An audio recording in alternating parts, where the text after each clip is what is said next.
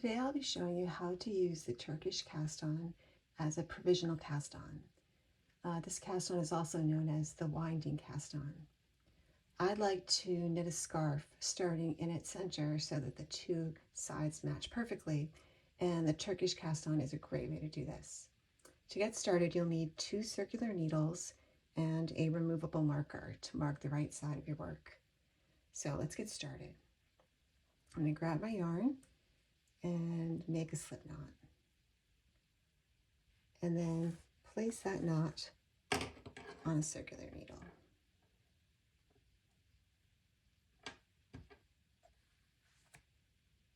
Now I'm going to take a second circular needle and place it on top of the first one. Hold the yarn tail with my left hand so it's steady.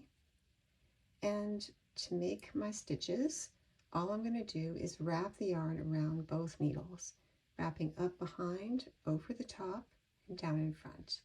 And you're just going to do this as many times as you need stitches.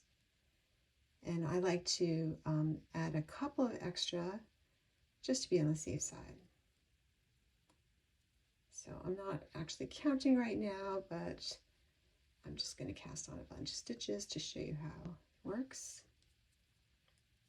And when you reach the tips, you can just slide the stitches down both tips to make some more room. You don't need to wind this too tightly. If you do, as you can see, it gets harder and harder to slide the stitches. But basically, you just keep winding until you have enough stitches. Okay, I'm going to say that's enough stitches for my project. Now,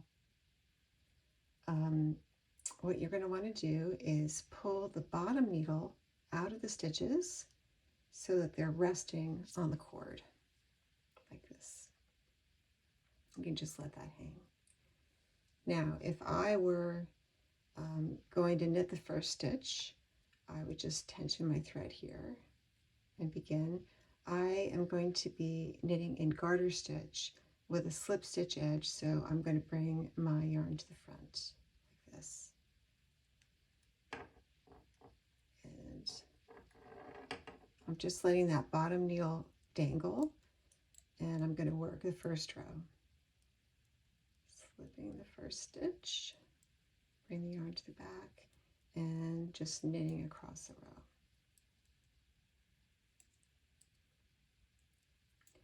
Now, if while you're knitting, you find that these cords over here start to wind around each other, don't worry. Just keep that top needle on top as best you can. And, we cast on a couple of extra stitches just in case. So if you lose a couple from the yarn twisting around the end, it's no big deal. So just count as you go. And when you have enough stitches for your row, you can stop. Okay, I've reached the end of the row. I have knitted enough stitches as I needed for my row, and I still had a few extra here that were my fail-safe stitches. So what I can do now is just pull the left needle out of those stitches. Don't need them. And you can undo this slip knot now if you want, or you can wait until you've worked a row and it's not quite so fiddly. And now you're going to turn your work and work your first right side row. As I said, I'm slipping my first stitch, so I'm going to go ahead and do that. And then I'm just going to knit across the row because I'm working in garter stitch.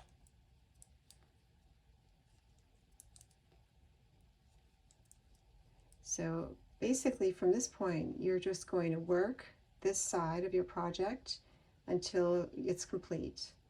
And then you'll be ready to go back to the stitches that are on this held needle and work those. Okay, I've finished my first right side row, so I'd like to do 2 things.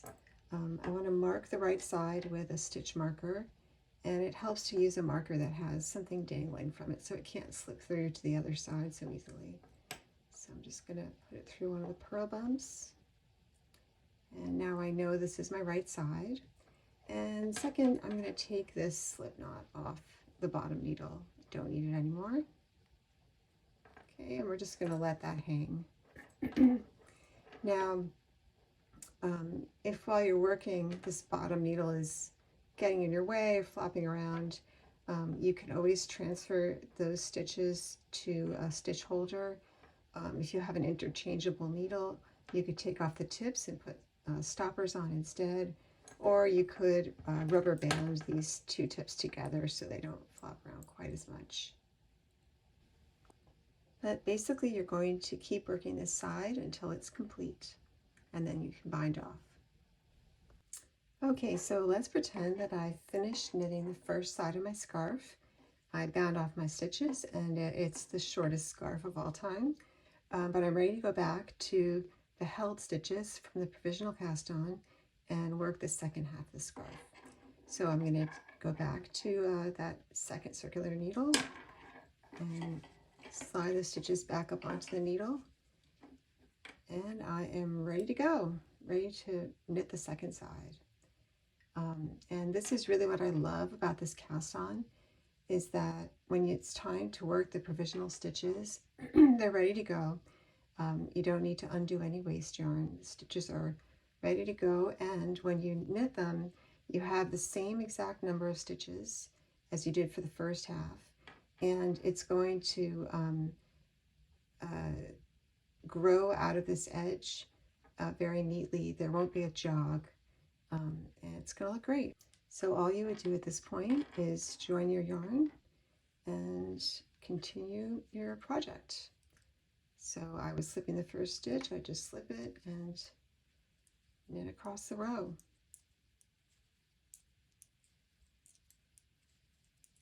And you can see I was knitting in garter stitch. It's just continuing seamlessly. You're really not going to be able to see where you went back to your provisional stitches. So I hope this helped you. Happy knitting.